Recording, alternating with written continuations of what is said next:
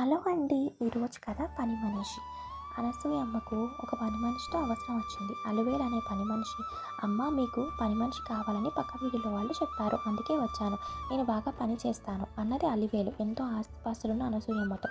నీ గురించి తెలియకుండా నిన్ను ఎలా పనిలో పెట్టుకునేది? సరే, ముందు ఈ బట్టలు ఉతికి ఆరేసిరా, తర్వాత నీతో మాట్లాడతాను అన్నది అనసూయమ్మ. అలివేలు బట్టలు తీసుకుని సబ్బు నీళ్ళలో నానపెడుతుండగా ఓ చొక్కా జేబులో 500 రూపాయల నోటు కనిపించింది. ఆ నోటు తీసుకుని వెనక్కి తిరిగి చూసింది. హాలులో అనసూయమ్మ టీవీ చూస్తోంది. వెంటనే అలివేలు ఆమె వద్దకు వెళ్ళి నోటును అందించి చెప్పింది. అనసూయమ్మ సంతోషంతో, నీ నిజాయితీ మెచ్చుకుంటున్నాను. ఇదిగో అమ్మాయి, నేను నీ గురించి నా మనసులో అనుకున్నది ఉన్నది ఉన్నట్టుగా చెప్పదలుచుకున్నాను. మొదట నిన్ను చూశాక నువ్వు నిజాయితీగా ఉంటావో లేదో పక్క వీధిలో వారిని విచారించాలని అనుకున్నాను.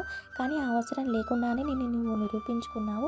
నీ నిజాయితీ నాకు నచ్చింది. అందుకని ఇక నీ గురించి చెప్పడానికి వేరే వాళ్ళు రావాల్సిన అవసరం లేదు అంటూ ఆమెను పని మంచిగా కుదుర్చుకుంది.